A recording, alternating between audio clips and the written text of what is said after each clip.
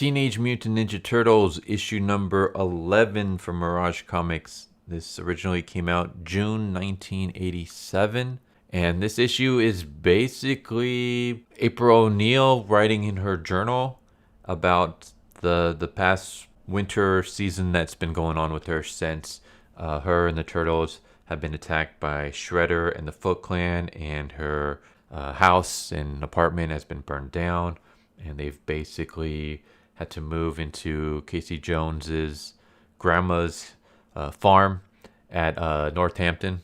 And yeah, it's just basically a story of, here's how we've been since all that went down. So, we start off with April O'Neil having a nightmare where she's being attacked by like monstrous versions of the Foot Clan and Shredder. And then she wakes up and, she's like, damn it, like these nightmares kind of keep happening. So she goes and takes a seat on a couch, pulls out her journal, and starts writing. That's pretty much it. It's pretty much all right. So she writes about how she hasn't gotten any sleep since the ride over to the farm, which was like weeks ago. And that was the last time she ever had a good night's rest. And she's underwhelmed by seeing the Northampton downtown. She's really underwhelmed by seeing the farmhouse.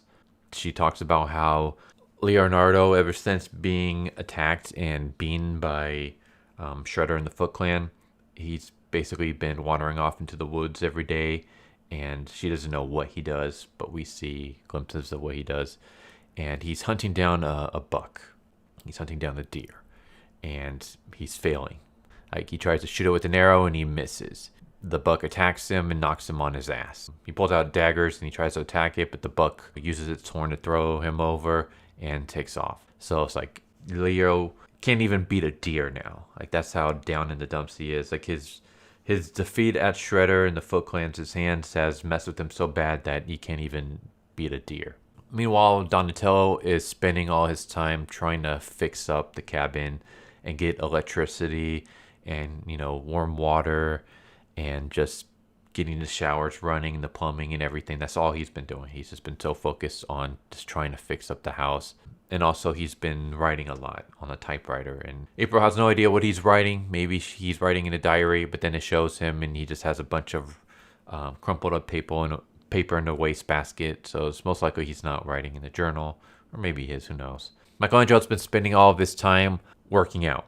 He has taken control of a part of the barn, and he's basically turned it into a makeshift gym, and he's just beating the crap out of like a punching bag and breaking holes in the wall, and he's just like tired and sad. And Raphael has been spending all of his time guarding the place. He spends all night on top of the rooftop watching over the surroundings, and then running across the rooftop to the other side so he can guard the surroundings on that side. And that's basically all he's done. He's just going back and forth, just watching over everybody. Casey Jones has been doing projects. One of them that he's been doing with Raphael is trying to get the truck fixed up, but they mess it up. The truck starts going out of control, crashes and knocks over a windmill. Meanwhile, April goes for a walk to clear her head, and she's walking on some frozen ice. When the ice cracks, she falls into the water. Leonardo, who's doing his walk in the woods, hears her and comes to her rescue, and she's basically bedridden for a really long time. Like, I think it's like 20 days. And then after a while, Splinter's like, all right, like the winter has diffused your energies, but now that spring is coming, we got to rebuild your group spirit. We need to, you've had your time to, decompress and to just wallow in your misery. Now is the time that we get back to work. We build our spirits up. We build our camaraderie up. We start working to build up to where we were, and then past that, so that next time we come across Shredder and the Foot Clan, we won't get taken out. And so they start doing team exercises and spars and stuff like that. And then April O'Neil is finally happy.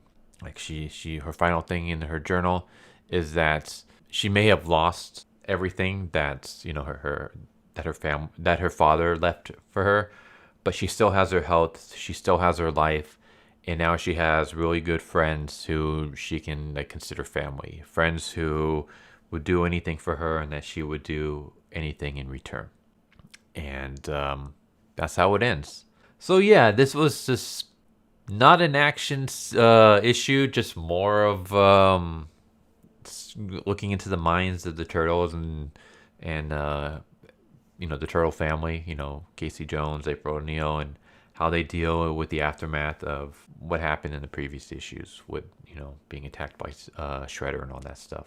I will say I know some people might like this issue a lot. I didn't care for it so much. I mean, I guess it was interesting to get into the minds of these characters and see how how they act and stuff like that. And I guess it helps a lot that this issue came out decades ago, so I can just binge to the next issue. I don't know how would I feel if I had to read this issue and then wait like another month or two before I got my next issue. And I don't know. I'm not saying that issues like this shouldn't exist. This is just my personal opinion. It was okay. I just not really my kind of thing. But then again, I'm one of those people, I hate drama genres. Movies, TV shows, comics, like I straight up just don't give a crap about drama. And that's what kind of this issue was. This is more of like a drama issue. This issue is more of like an introspective of these characters and what they're going through, which some people might like. I personally it was whatever. This was just an average issue for me. I still think the previous issue where they're like, taking on the Shredder and the Foot Clan in the burning apartment was better, but that's like my kind of taste. I like action focused. If you got a mixed drama in there, fine, but I like things that are like things are moving, things are happening, not so much things where like we're just reflecting on what's been going on. I don't really care for those all that much, but again, that's just a personal opinion. Other than that, artwork was good as always. I will say that reading April O'Neil's diary can be kind of rough because it's done in like a cursive font. And I mean, I can read it, but I have to like really focus to read what she's saying. So yeah, I don't know. I mean, I guess it was stylistic in a way that like, she's obviously writing in her journal with with her hand. So to make the font like cursive, that makes sense.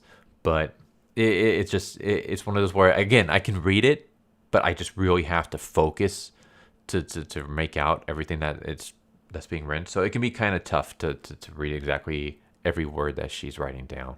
But that's just kind of a nitpick. Other than that, yeah, it was a fine, okay issue. I'd give it like a 5.5 out of 10. But again, it's just because it's really not my kind of style. I'm more of I like the more action focused issues, and this was just more of like an introspective kind of issue.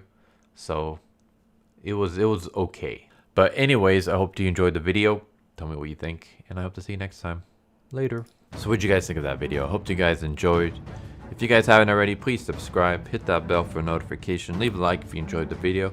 And if you didn't enjoy the video, thank you for watching it this far, and I hope the next video is more to your liking. Feel free to check out the playlist that you guys see, and I hope to see you guys next time. Later.